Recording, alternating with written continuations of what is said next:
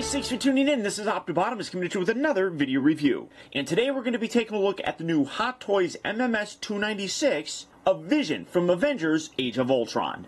A new Avenger to the franchise and one that a lot of people have really been looking forward to being added to the actual MCU. Now we have him in Hot Toys form. For the package, you can see a really cool image of Paul Bettany. It does look like it's actually an image of the actor. The reason I say that is because his eyes are kind of looking out to the side, whereas the figures are just looking straight. So sometimes you can't really tell what Hot Toys uses for their image. But in this case, it's definitely the actor. You can see a real cool purple and red kind of motif there. Don't really know where they get that from. I mean, he's more of a reddish magenta kind of color, you know, obviously, as you can see by the face, but he's a lot of green too, so I don't know why they don't have it. But then you can see on the side, you got an image that wraps around with his hand coming out there. You got the Vision there on that side. On this side, you have his little logo. On the back of the package, you got the various warnings and things of that nature. And then, like with all the Avenger Age of Ultron figures so far, it is just a little slip cover with the back revealing the cast and crew responsible for making the figure. Then you come around here to the side, you got that logo again. This side says Vision. And then on the front, you got the open clamshell that holds the figure, all of his accessories, and then you got the nice window that allows you to see everything on the inside. Packaging-wise, though, nothing that we really haven't seen before. You know, it is still nice, but when it comes to these Avenger Age of Ultron figures, we're kind of used to it. So for the packaging, that is about it for it. And without further ado, let's get this guy out here and see how cool he actually is. Alright, so here we have Vision open up and out of his packaging. And usually, first I would tell you about the instructions and recommend going through them. The thing is, with these instructions really don't have much of anything. It shows you how to do the head movement so that you don't do any damage to the paint or anything. How he can hold Mjolnir. You come around here to the back. How to attach the stand pieces to the base, and then it cautions that the suit is not removable. It's still generally good advice to make sure that you go through the actual instructions, but in this case, you're not going to learn anything too substantial. But this guy's really very cool. Now, starting out with his accessories, as always, you do get some extra wrist pegs. These ones are the purple color to kind of match with just the figure himself, so you're not going to be able to use these for, you know, Captain America or something like that. Then in addition to the two relaxed hands that are currently on him, he comes with a both right and left hand grip in a way where you can actually have him hold Mjolnir. You can see that the fingers do separate a little bit, and then you can take this and just wedge this in there just like so. And spoiler alert, Vision can actually hold Mjolnir. If you haven't seen the movie by now, I'm not going to avoid telling you things like that, but you get a both right and left hand that allows you to do that. A real nice detail on here, very metallic-y sort of purple paint, which looks terrific. The sculpting on here is very nice. You can see some nice veins and things on there. In general, very nice detail.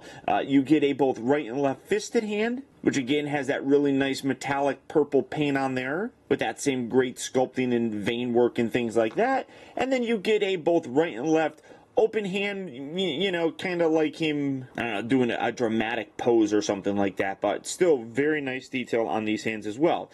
As you can see, he does come with a version of Mjolnir. I want to say that this is exactly like the Dark World version. The one thing that I'm noticing is it's a little bit more shiny than that Dark World version, but it's the die cast. It's got the same kind of pattern here on the handle. You got the leather strap right down there, so all very nice detail. It's weird that, you know, a character other than Thor comes with this, but I don't mind it. You can never have too many hammers, I guess. I mean, when you think about it, what else would he really come with? So it's nice that they found something to give him. Now, you can see that he comes with his display stand. Getting this off, getting him to stand right there. You do get the display stand. You got that nice color for Vision on the actual A. You got Vision Age of Ultron, and then you can see that he actually comes with two different types of pillars. You got the regular, you know, crotch grabbing one that can peg in here, and then you also get a new style of the stand piece. You can see that it's got this little attachment right here, but it's the dynamic flight stand basically. So you have the nice foam pad on the inside here, and then on the bottom section, then you got the little C clamp right there, and then you just bring this on, and that, get that the tab in there, come on, give that a nice, that's really tight to get in there, but There we go. Push that in there. So you can have that, and you can have him hovering or flying or anything like that. I do kind of wish it was a little bit bigger to get a little bit more of a dynamic sort of look, but in general, pretty good. I don't know how much I'm actually going to be using it, and this is actually, and well, that just broke. So that's not easy to do, and so I guess I'm not going to be using that all that much. And honestly, I wasn't going to use it much anyhow. This is my preferred sort of stand, but that really does kind of suck that that piece broke right there. I could probably glue it. It didn't break all the way off, but yeah, I can just put some super glue on there and glue that on there. But these are fairly difficult to get in there. I'm not a big fan of that, honestly. But like I said, this wasn't a piece that I was going to, and you can see it rotates. This wasn't going to be a piece that I use to display them. I just like having them stand there. But it is cool that they gave us a little bit something different, and I like the fact that they actually included this as well, so that you weren't required to constantly use this. So that's really very cool. Now, as for the figure himself, I actually really do like him. There's some aspects that I'm not a big fan of, but in general, I'm very happy with this guy. I think that a second version that'll come out with Civil War will probably be better, as is normally the case with these Hot Toy figures, but in general, I'm pretty happy with it. One thing that I'm noticing is that his suit is very much like the Man of Steel's or even Spider-Man's, in the fact that it's got this kind of elastic nature, so when you bend it, it can kind of leave like ripples right there. They eventually go back to normal, but it's a material that, you know, I'm not a very big fan of, because you don't want to keep things in a particular pose for too long, because it could potentially damage the suit itself. I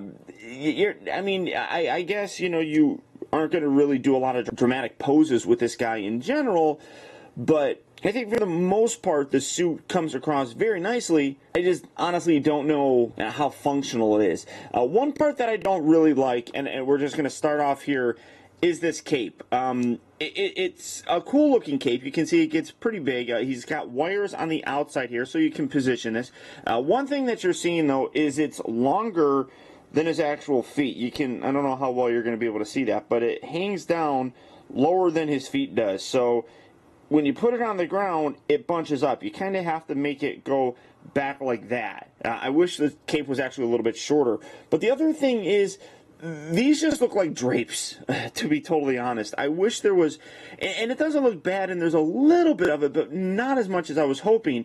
But I really wish there was a more metallic kind of appearance to this. You can see that you got a nice metallic paint here on his shoulder pieces right here. And I think that's something that should have carried on down in the actual cape. You got a real nice sort of pattern on there, very accurate looking. Just in general, though, it's really kind of lacking, especially in its kind of grand look to it. I mean, it was really very cool looking in the film, and it's just not as cool looking here in person. Like I said, they look like drapes, and it really should have a much more, you know, dynamic, kind of sparkly look to it. So that's something that I don't particularly like on it. Some people have complained about his thighs and how they look a little bit too thick. I guess maybe. I don't think it looks all that bad, really. But one thing that I instantly noticed was he really looks like he's got big feet. I mean, those just kind of hang out there. It's kind of weird, and it kind of throws me off. They're probably not proportionally too bad, but just for some reason, they really stand out. I don't know if that's me being nitpicky or what. The other thing that people have kind of complained about with this figure is the coloring on here. Now, I do not think that the color really is all that bad. Going back and rewatching the movie, the actual color palette for the whole movie is very muted. If you think of like the Dark Knight movies or the Man of Steel movies, skies that are supposed to be blue are very muted blue, kind of like almost like a gray color. You know, Superman's very vibrant red cape was a very dulled down red. And you can see it in this movie as well. The color palette was just toned down greatly. And I think that's what people are looking at and not taking into consideration. I see it a lot in the sky. If you look at the sky in Age of Ultron, instead of it being, you know, a blue sky, it has a very gray sort of look, and I think that tones down the overall color here for Vision. So I think this is a pretty accurate representation, but I think people would be a little bit more happy if he was more toned to this color, which I don't think is really all that accurate, honestly. But one thing that I absolutely love on this is the actual portrait of Paul Bettany. One of the most amazing details are the actual eyes on this guy. I don't know how well that's going to come across because I have to be zoomed in so much, but the amount of detail that they put in his actual eyes is stunning. I mean, you have that really cool android sort of look. I mean, that is really quite spectacular looking. And then just in general, that face sculpt just really does amazingly capture Paul Bettany. I mean, that really does look great. Now, one thing that I'm not a particular big fan of, I really do think that the lines that are throughout his face are a little bit too deep. They're all exactly where they should be, and that's all accurately recreated, but I just think that the depth of the lines is a little bit too much. I think it should be a little bit softer and a little bit more subtle. I mean, it's not bad looking.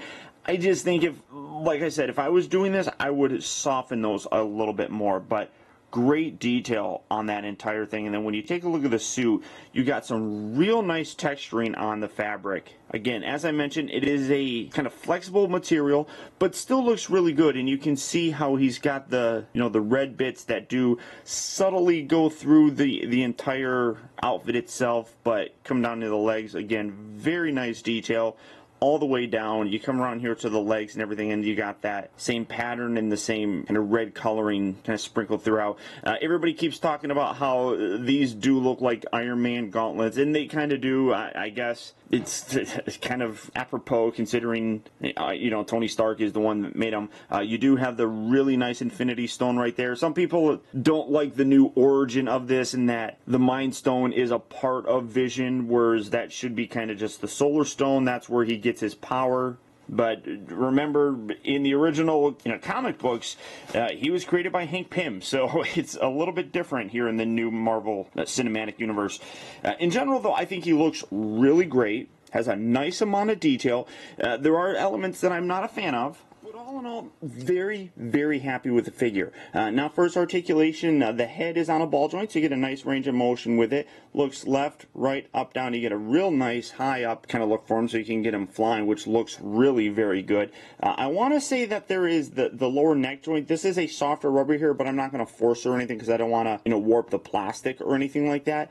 The shoulders here move in and out. They have the little armpit joint. You don't get a heck of a lot of motion on there because there is a bit of a padding underneath here, which I think is added on. I mean, you can see that there is some ridges throughout his chest. I think that just gives him more of that android body. I think that's overlaid on top of the standard Hot Toy frame, so it kind of limits some of that armpit joint. You can move up, down, forward, and back. You do have to rotate the suit in order to get a full range of motion with it, but it works pretty good. And again, the suit is a kind of elastic material, so it kind of goes back to shape. But like I said, I don't like keeping it in a particular pose because I don't want it to be damaged over time. He does rotate at the upper part of the bicep. He's got two joints here at the elbow. The wrists do rotate around. They move forward and back. The gauntlets are a separate piece, but one thing that you do have to be careful of is the fabric underneath here. If you're going to be swapping out hands, it can get a little bit hairy, and you do have to futz with it to kind of make sure that those little end pieces don't kind of stick out there.